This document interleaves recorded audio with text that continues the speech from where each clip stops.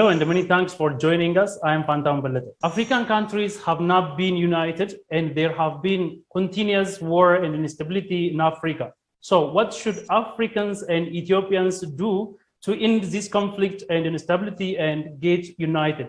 We have an answer. Stay with us. My guest today is Dr. David Haruna Mrisho, lecturer at St. Augustine University of Tanzania, or Mwanza. Dr. David, a very warm welcome to the program. Thank you. Why have Africans not been united? We have to understand that for over 15 years, Africa has been progressing positively economically. And when Africa is developing in terms of economy, becomes an automatic threat to the West. And what can they do is trying to make sure Africa is not united. I think this is just in a very quick way, I would say about why are we not united so far. Nice. Well, let me add another question. There is always war and instability in Africa in connection with what you have said. So why do you think this is so? What I'm saying, in Africa, war is not ending. So think of, for instance, think of Congo, then I'll come back to Ethiopia. Think of Congo maybe. There are a lot of good minds, but while there is civil war, the Western are infiltrating and take the resources in there. So one, when Africa is prosperous, and when Africa is stable, when Africa can do things by themselves, then it becomes a threat to the Western. So the West, they're trying at their level best, not making sure Africa is not stable for their benefit. As I said before, look here, for over 15 years, for instance, Africa seems like it's growing in terms of economy, while so many countries in Europe are at the very same level. So when this economy in Africa surpasses the economy of the West, then the West will have nothing. So what can they do? Is making sure Africa is never stable. What do? For instance, they weaponize the media. Okay, I repeat this. They weaponize the media to escalate conflicts in Africa. So that is number one. Number two, there comes a time whereby Africa has to work up, have to see these things, have to be able to narrate their stories. They have to be able to be honest to themselves and believe that we can do without them. We can have a fair trade with them. So we are always going into conflicts because at one time, as I said, we are so much divided. We think of Tanzania as a Tanzania without Ethiopia. We think of Ethiopia as Ethiopia without Eritrea. We think of Eritrea as Eritrea without Nigeria. You understand? Yes. So we need to be one. We need to be united. We need to be able to mobilize our resources for the development of Africa in Africa. Okay, because here we are so lucky. We have everything, but we do nothing with them. The outsiders, they come and do something with them. So we need to be united. We need to work up. We need to decenter our mind. I think this is the right term, decentering. We need to decenter, to decenter our mind, to decenter our way of thinking. With an exception of Ethiopia, so many countries today, they have been graduating from 60 years of independence. Why are we not graduating from being dependent into being independent? Decentering the mind, okay? So then I will talk something about Ethiopia if you ask me another question. All right. The Horn of Africa is always at war, including internal rifts and cross disputes. What do you think is the cause of such instabilities with regard to colonization? When you talk of, for instance, Ethiopia alone, for 10 years, that is 1 decade, Ethiopia has been growing positively in terms of economy, infrastructure, and so forth. 10 years. And therefore, if this is being the case, as we understand that Ethiopia has never been colonized, okay? Looking into history, Ethiopia as, turning, right, currently turning into, according to me, a kind of a good model of economy. So if so many African countries follow up the economic model of Ethiopia, so many countries in Africa will work up and become stable. So what can the West do? Those who colonized Africa is to make sure Ethiopia is not turning into a very big giant in economy. So how to do to destabilize Ethiopia? You understand? Yes. So this is how the powerful nations get interested with Ethiopia. Okay, so the colonial powers, because they know as Ethiopia is going to be more stable, is going to be more economically powerhouse, then things may change. They cannot, in a way, exploit Africa anymore because they are going to have a mode of development that does need the West. Okay, that is in a case I would say like that. But then, as I said, when we connecting Africa with colonialism, we should not forget about ourselves. Okay, we should not forget about ourselves, because Luc Fantahun, who narrates a story of Africa in the Western media, are the African journalists. Okay, we are telling the story of Africa to them. So is it them or us? Why are we agreeing to be used? I said before, decentering, changing the mind. We were colonialists, but now why are we still becoming the purpose of new colonialism? It's about us. Another thing, we are talking about colonialism. They colonized us. We are what we are because of colonialism. But again, why are we not waking up? Why are we not turning to be able? Okay, look into wars, look into Tigray. Okay, where are they getting the weapons? Where are they getting the weapons? Sure. And who is buying the weapons? Okay, so as far as we are ready to kill our fellow brothers, supporting them selling us weapons, then conflicts will never stop in Africa. We are becoming the market of weapons for Europe while killing ourselves, while killing our neighbors, while killing our sisters, while killing our mothers. And I want to say something about, I want to say something about, maybe you'll ask this question later, but I want to say something about the conflict between Tigray, what is happening in Tigray. As I told you yesterday in a text message, for me, I get problems defining the problems in Tigray as real war. What I'm trying to see, what I'm seeing is that there are people inside Ethiopia in a place called Tigray, because of their personal endeavors, they choose to terrorize their fellow citizens of Ethiopia. And therefore, according to me, this is just a terrorist group terroring their fellow Ethiopians. So what is happening? The government is coming in, trying to protect the people, okay? But trying to protect the people and trying to protect the territory and the sovereignty of the Ethiopia. But what is happening? What is happening? As I said before, someone has to sell the weapons.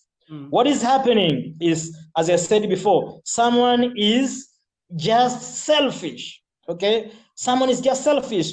They think of power.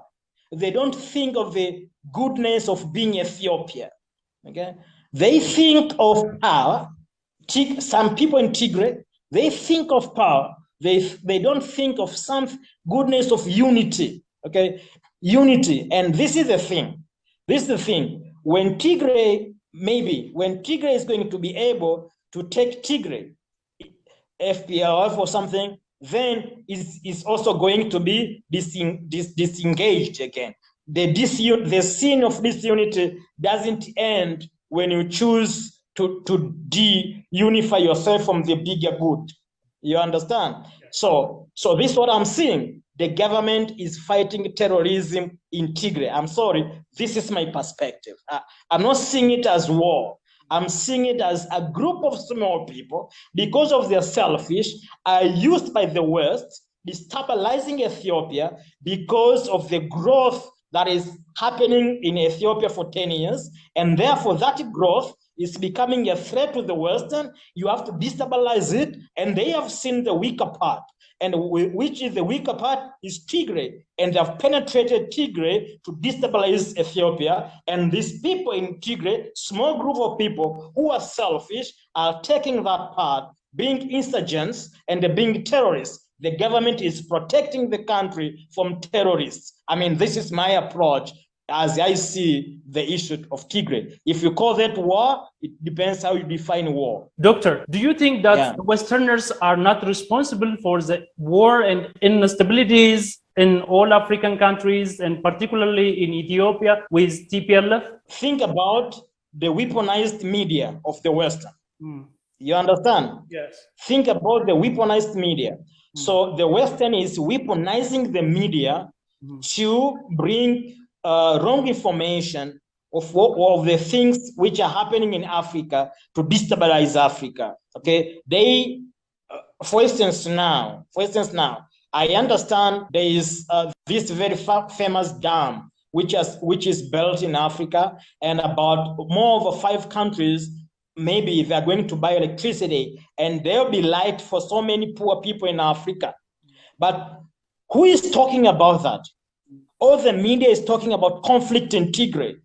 No media is talking about the positive thing that Ethiopia is doing. So Western is using media, is weaponizing, okay, conflicts in Africa. That is one. But then 2, Westerners are making sure conflicts are not ending in the Horn of Africa because of their own benefit. Dear journalists, let me ask you one question. Why in the Horn of Africa has become a base of the so many military regimes of the West? I know one of the country in the Horn of Africa, maybe Eritrea, there is Germany, there is China, there is USA, there is France. Why? Because of the strategic geopolitical position of the Horn of Africa. Sure. Let me go back. Decentering. We have to decenter. Yeah. All right. What do you think is the negative side effect of war in one country's economy? When there is war in the country, most of the time, the country may face a kind of economic challenge. So what do you think about this?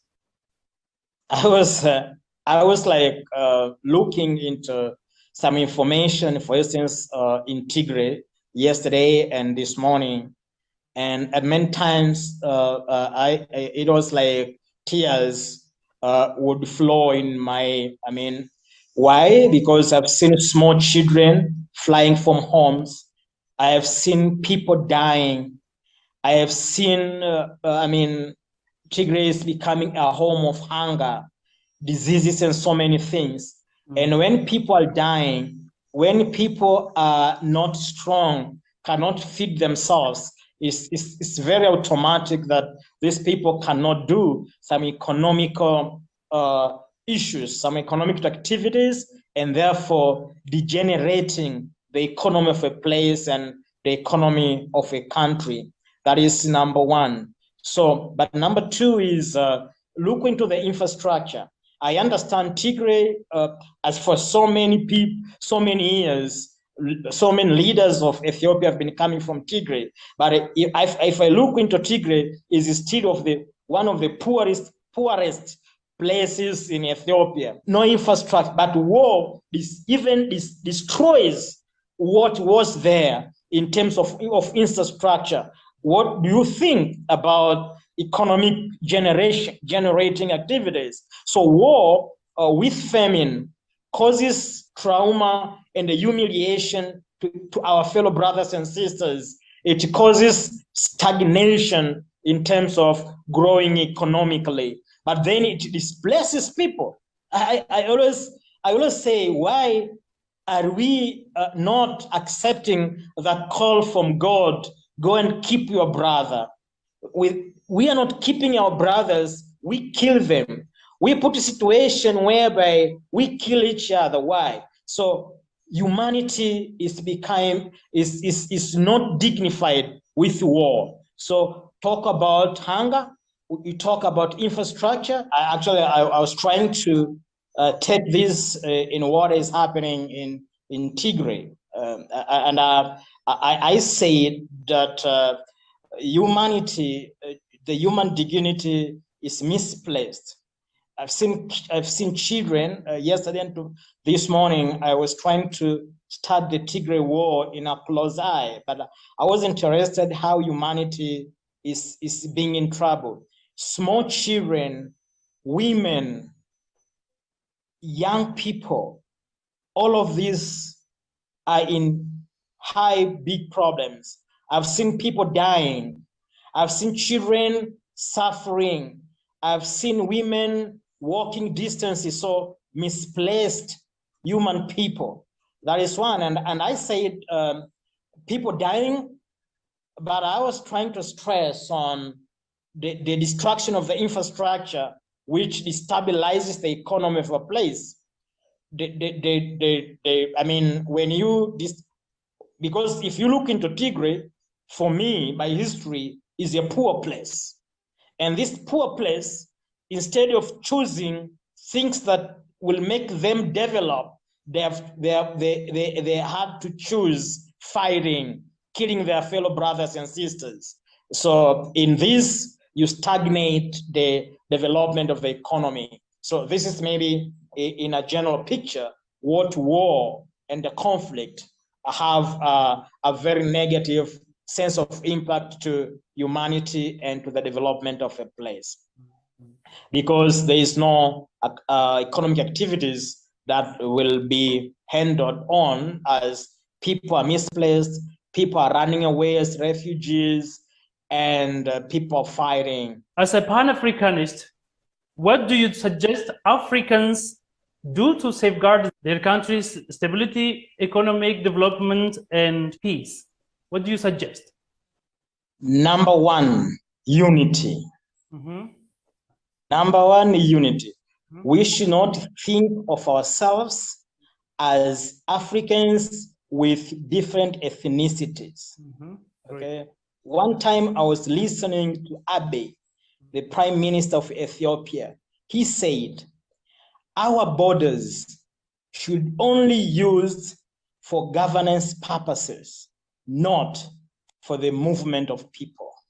Okay? I repeat, our borders will only be used for governance purposes, but not for the movement of people. What does it mean? It means when we wake up, descend our mind, and realize Africa should be one and work together, not in terms of what divides us, which is ethnicities, then nothing will prosper in Africa. That is number one. Number two, who tells our story? There is a problem in Africa, the danger of a single story.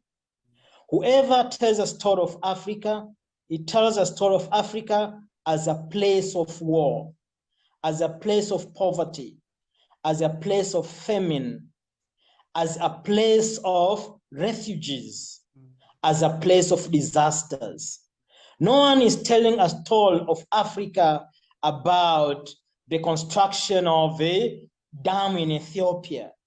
No one is telling a story about the green policy of Ethiopia, for instance. Abiy started of building so many trees that is going to safeguard the climate and the Mother Earth. No one is telling a story. I was telling you today that for 10 years, before the war, for 10 years, Ethiopia has been growing progressively economically. in terms of economy itself and in terms of infrastructure. No one is telling that story of Africa.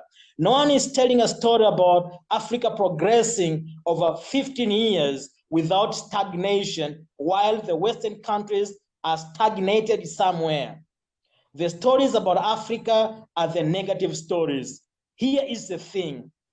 Who we have to learn about telling our own stories? The media people.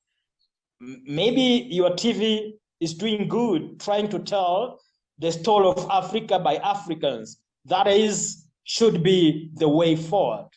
We should not allow to be weaponized by the Western media. For them, Africa is a dark continent, why they get rich because of us. So that is number 2. Number 3, I repeat again, it has to be the mindset, decentering. We have to change our mind. We have to believe in ourselves, to start believing in ourselves. We have to trust in ourselves. We have to make sure as scholars, as media, as leaders, not to disappoint our people. There is war because leaders in Africa disappoint their people. What do you think is the role of the African diaspora in making peaceful and developed Africa a reality? That is both a tough question and an easy question. Someone in Europe, African in Europe, can be used by the Western countries to put on some wrong things about Africa and destabilize Africa. That is number 1. But number 2, there should be people in Europe be agents for Africa to tell better stories of Africa. But my point is, the diaspora should be a positive voice about Africa, and they should understand whatever we may call them, and whatever may be, Africa is their home. They are in Europe, wherever in the world, but they have aunties, they have brothers and sisters in Africa. They should not be used by the Western to destabilize Africa. In reality, those in diaspora, they should help Africa to become more strong as far as using their exposure and their connections, and tell them Africa is not what they think it is. Africa is better than what they have and what they think. Do you think the peace process planned to be organized under the auspices of the AU will succeed? Again, no and yes. No, if we, AU, becomes a very powerful organ and speaks with that strength. We are Africans, and the problems of Africa should be solved by Africans. Mm-hmm. But here, sometimes is the problem. Amongst the African nations, there are those who think, among the African leaders, there are those who think Africa cannot be without the West. Up until that mindset and that way of thinking is gone, then AU is going to be able to solve African problems with African assets. Ethiopia move from being ethnic unity again, unit decentering. I repeat again, this Africa needs to decenter. Okay, Doctor, do you have any message to convey? My message to convey is like the summary of my talk. Africa have to realize that it is a sleeping giant. We have all that we have. We have all the resources that the West doesn't have. So let us work up to develop Africa. And we have to understand the West will never have good intention for Africa. So up until Africa is united as Africans, help each other, and be able to solve our problems as Africa, nothing better is going to happen in Africa. And for this to happen, Africa has to start, African media has to start narrating stories of Africa by ourselves. We should not wait for the Western media to weaponize conflicts and to weaponize Africa. And lastly, as I've been saying through my talk, Africa needs to decenter. We have to decenter, to change our mindset, to change our attitude that we can do the best for ourselves. And our call should always be maximizing the happiness of our fellow African citizens, and minimizing pain in Africa. And if you think in this way, you'll have a better Africa, because you are not going to have any time to think about war, because wars and conflicts are discriminating humanity and are reducing the happiness of the African citizens. I'm talking about the African citizens. And I repeat what Abe said. The boundaries in Africa should be for governance, not for dehumanizing fellow African. Thank you. Thank you very much, Dr. David Mrisho. Thank you very much again for giving us your precious time and sharing your knowledge. Thank you very much. This is all from us for now. Thank you for joining.